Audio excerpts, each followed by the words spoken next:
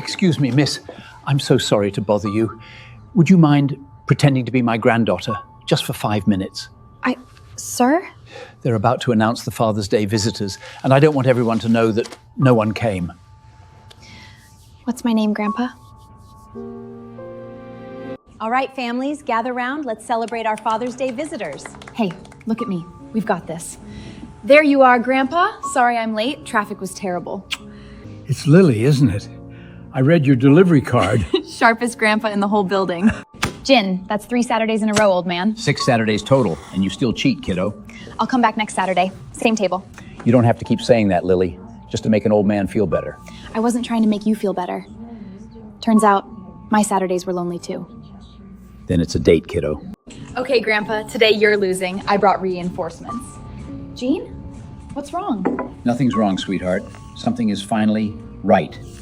I've spent 22 years looking for the right person to give this to. My mom has this exact clipping framed on our wall. She spent years looking for the man in this picture. Jean, why do you have it? Lily, 22 years ago, I made a promise to... He asked a stranger to pretend to be his granddaughter for 5 minutes. At his funeral, 200 firefighters stood in dress uniform for a man the world had forgotten.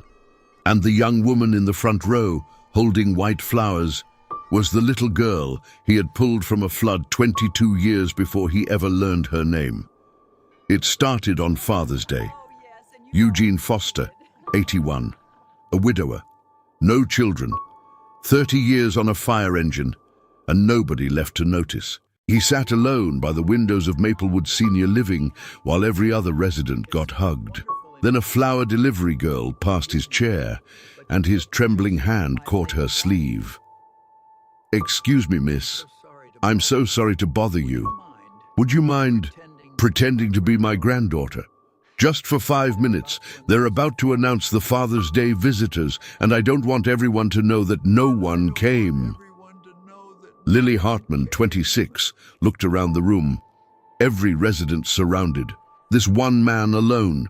She set down the flowers, sat beside him, and took his hand in both of hers.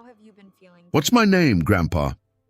When the staff called the families together, she threaded her arm through his and said it loud enough for every neighbor. "There you are, Grandpa. Sorry I'm late. Traffic was terrible." And Eugene Foster stood taller than he had in years. "It's Lily, isn't it?" he whispered. "I read your delivery card." 5 minutes ended.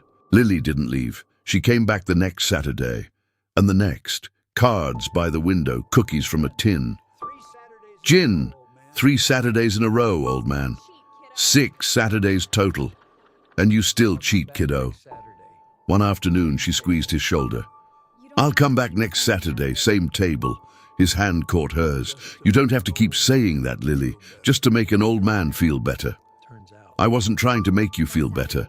Turns out, my Saturdays were lonely too." "Then it's a date, kiddo."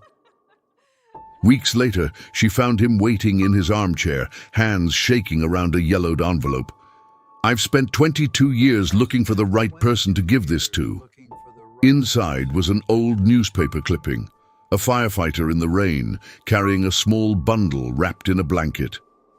"My mom has this exact clipping framed on our wall. She spent years looking for the man in this picture. Jean, why do you have it?" "Lily, 22 years ago, I made a promise to a little girl I pulled out of the Cedar Creek flood. She was 4 years old, shaking. She asked me if she was going to die, and I told her, 'Not while I'm holding you.'" His tears were already falling. "The paper wanted my name. I asked them not to print it, because saving someone shouldn't come with a bill." The next Saturday, Lily brought her mother. The woman who framed that clipping stood in front of him a long time without a single word. Then she just held the hands that had pulled her daughter from the water. 22 years, she finally managed. "I looked for you for 22 years. "I know," he said softly. "I never needed thanks. I just needed her to be okay." They had one more spring. Then one Saturday his room was empty, the bed made, and Lily's world stopped until a nurse touched her arm. "Don't worry, he's in the garden." Under the oak, he told her he wasn't sad, just tired. The way a man gets when the last promise is finally kept.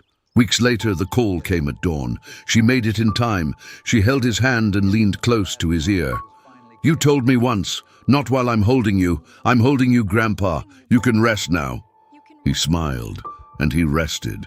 His old engine company carried him. The bell rang 3 times for the last alarm, and the hero of Cedar Creek finally got his name back, 22 years late, in front of the girl he saved.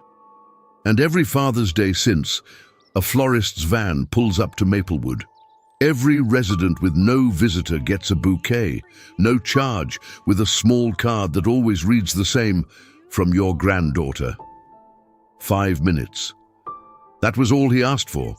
She stayed for the rest of his life. He had already given her the rest of hers.